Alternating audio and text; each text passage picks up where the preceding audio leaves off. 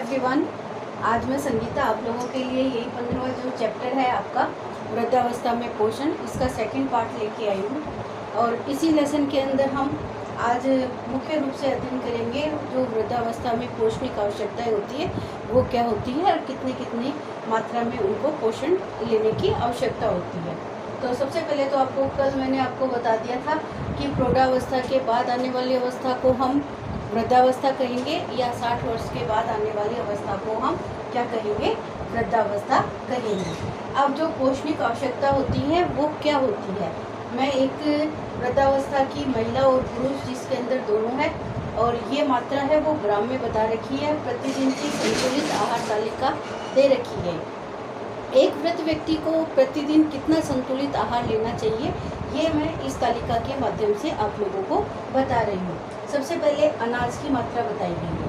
अनाज है वो 285 ग्राम है प्रतिदिन पुरुष के लिए आवश्यकता होती है और महिला के लिए 210 ग्राम है वो प्रतिदिन आवश्यक होती है। दाल की मात्रा है वो 75 ग्राम पुरुष के लिए और 60 ग्राम है एक महिला के लिए आवश्यकता होती है। कल की वीडियो में मैंने आप लोगों को बताया था कि वृद्धावस्था में उनके शरीर की ऊतकों की टूट फूट, नए ऊतकों के निर्माण के लिए प्रोटीन की आवश्यकता होती है। इसीलिए उनके भोजन में हमें प्रोटीन की मात्रा है नॉर्मली एक वयस्क अवस्था तक 50 से 55 ग्राम प्रोटीन की आवश्यकता होती है, जो कि एक वृद्ध व्यक्ति के लिए 75 और महिला के लिए 60 की आवश्यकता होती है। दूध है वो 300 ग्राम है महिला और पुरुष के लिए प्रतिदिन के भोजन में होना जरूरी होता है। कंदमूल वाली सब्जियां 200 ग्राम प्रतिदिन एक पुरुष और महिला के भोजन में होनी चाहिए। हरी पत्तेदार सब्जियां हैं वो 100 ग्राम होनी चाहिए और अन्य सब्जियां भी होती है वो भी आप इसके अंदर शामिल कर सकते हो। फल है प्रतिदिन 200 ग्राम होना चाहिए। जैसा कि मैंने आपको संदर्भ इकाई में बताया गया था कि एक संदर्भ इकाई का जो वजन होता है फल का वो 100 ग्राम होता है और एक फ्रूट का वजन भी 100 ग्राम ही माना गया है। इसीलिए प्रतिदिन उनके भोजन में कोई भी 2 फ्रूट का होना जरूरी होता है। शक्कर की मात्रा 20 ग्राम है प्रतिदिन उनके भोजन में होनी चाहिए। घी और तेल की मात्रा है वो 25 ग्राम पुरुष के लिए और 20 ग्राम महिला के भोजन में होना जरूरी होता है। अब आगे मैंने ये आपके पोषक तत्व से संबंधित क्या क्या चीज़ें आती हैं हमारे आहार में प्रतिदिन, दूध, दही, फल, सब्जियां, अनाज। अब ये जो कैलोरी का उत्पादन है, कैलोरी ऊर्जा वाले भोज्य पदार्थों से प्राप्त होती है जो हम या तो अनाज से लेते हैं या शक्कर और घी, तेल, ये दोनों कैलोरी का उत्पादन करते हैं। ये कैलोरी का उत्पादन है वो प्रतिदिन जो एक नॉर्मल वयस्क व्यक्ति होता है उससे 25% इनके भोजन में कैलोरी की मात्रा कम होनी चाहिए, क्योंकि अधिक कैलोरी का वो उत्पादन करेंगे अपने भोजन के अंदर तो उनके कई प्रकार की समस्याएं हैं वो उत्पादन होगी, जैसे मोटापा होना, हृदय रोग, मधुमेह, इस तरीके की संभावनाएं हैं। क्योंकि कैलोरी का अधिक लेने से उसकी खपत भी उसके अकॉर्डिंग ही होनी चाहिए। अगर हम अधिक कैलोरी ले रहे हैं तो उसके अनुसार हमें शारीरिक परिश्रम है वो भी अधिक करना पड़ता है। लेकिन वृद्धावस्था के अंदर जो शारीरिक परिश्रम है वो कम हो जाता है, जिसके कारण उनमें कैलोरी की खपत है वो कम होती है। इसलिए उनके भोजन में 25% है वो कैलोरी का कम कर देनी चाहिए और ये कैलोरी तभी कम होगी जब हमारे भोजन में घी, तेल और शक्कर की मात्रा और अनाज की मात्रा कम होगी। यही हमारे कैलोरी का उत्पादन करने में महत्वपूर्ण भूमिका निभाते हैं। प्रोटीन, जैसा कि मैंने बताया है कि प्रोटीन है वो उनके नए ऊतकों के निर्माण के लिए, शारीरिक विकास के लिए, हड्डियों के पुनर्बनन के लिए आवश्यक होता है। तो 1 से 1.4 ग्राम प्रोटीन है वो प्रति किलोग्राम शारीरिक वजन के अनुसार होना चाहिए। जैसे एक व्यक्ति का वजन अगर 50 किलो है तो ये एक का मतलब है 50 ग्राम प्रोटीन की मात्रा उनके भोजन में होनी चाहिए और 1.4 का मतलब है कि उसके भोजन में 55 से 60 के करीब है वो प्रोटीन डेली उनके भोजन में होना जरूरी होता है। वसा 30 ग्राम से ज़्यादा नहीं होनी चाहिए। जैसा कि मैंने यहाँ सारणी में लिखा है, पुरुष के लिए 25 ग्राम और महिला के लिए 20 ग्राम वसा की मात्रा प्रतिदिन आवश्यक होती है। और ज़्यादा से ज़्यादा वो 30 ग्राम वसा ले सकता है। इससे ज़्यादा उसके भोजन में नहीं होनी चाहिए, नहीं तो वही मोटापा, वसा का अगर ज़्यादा उपयोग करोगे तो व्यक्ति मोटा हो जाएगा और वृद्धावस्था में मोटापा अधिक होने के कारण उनमें कई प्रकार की समस्याएं हैं वो देखी जा सकती है। खनिज लवण है उनका पर्याप्त मात्रा में होना जरूरी है।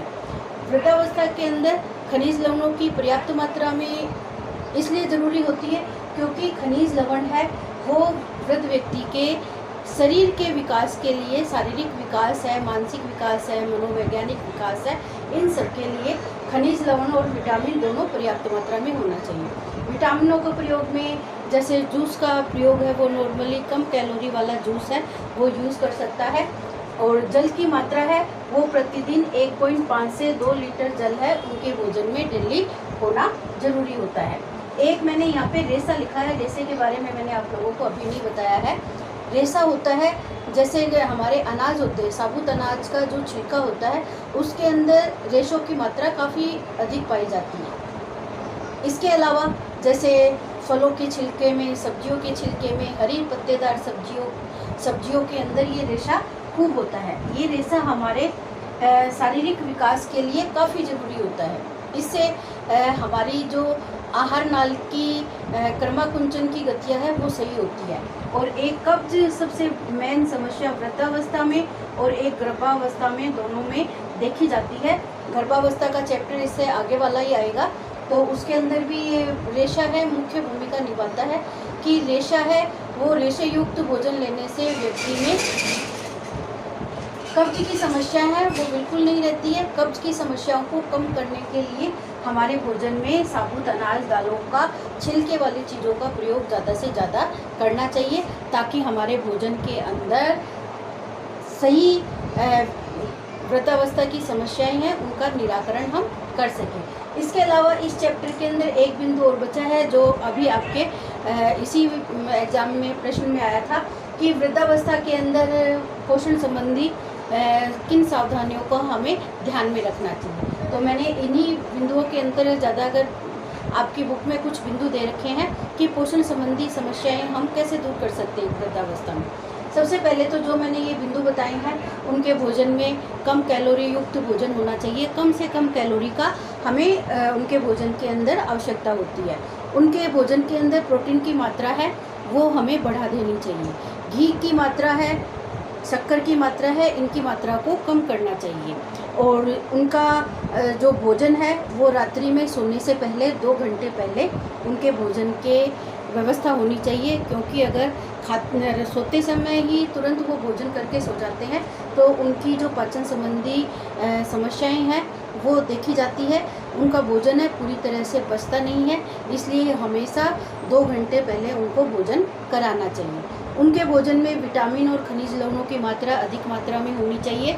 रेशे युक्त भोजन का सेवन है वो ज़्यादा से ज़्यादा होना चाहिए और उनके हर भोजन में 2-2 घंटे का अंतराल होना चाहिए। एक साथ बहुत सारा भोजन है उनको नहीं करना चाहिए क्योंकि इस समय उनकी पाचन शक्ति है वो कमज़ोर देखी जाती है, इसलिए उनके भोजन में ये समस्याएं हो सकती है। इसके अलावा भोजन है वो नरम मुलायम होना चाहिए क्योंकि दांत से संबंधी समस्याएं हैं वो भी इस अवस्था के अंदर देखी जाती है। खिचड़ी, दलिया, इस तरीके की चीज़ें हैं उनके भोजन में होना चाहिए। ये उच्च प्रोटीन के साधन होते हैं क्योंकि भोजन के अंदर दाल प्लस अनाज का मैंने काफ़ी बार अपनी वीडियो के अंदर इसका जिक्र किया है। ये उच्च प्रोटीन युक्त चीज़ें होती है। जो वेजिटेरियन व्यक्ति होते हैं उनको मिश्रित अनाज दालों का, दूध दाल का इस तरीके से प्रयोग करना चाहिए ताकि उनको ऊंचा प्रोटीन है, उच्च कोटि का प्रोटीन है वो प्राप्त हो सके।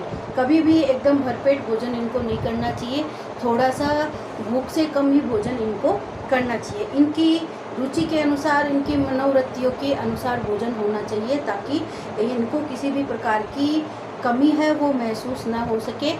और तरल पदार्थों का प्रयोग ज़्यादा से ज़्यादा होना चाहिए ताकि इनकी जो जल संबंधी समस्याएं हैं वो भी नहीं देखी जाए। तो ये लेसन आपका कंप्लीट होता है यहीं पे। इस लेसन में कुछ मुख्य बिंदु और जो छोटे छोटे प्रश्न भी दे रखे हैं आपके वस्तुनिष्ठ प्रश्न है उनके ऊपर भी आपको विशेष रूप से ध्यान देना है। और मेन जो बातें हैं वो मैंने आप लोगों की क्लियर कर दी है। इसके अलावा भी अगर आपको कुछ समझ में नहीं आता है तो आप इसके बारे में मेरे से डिस्कस कर सकते हैं। ऑल द बेस्ट बच्चों।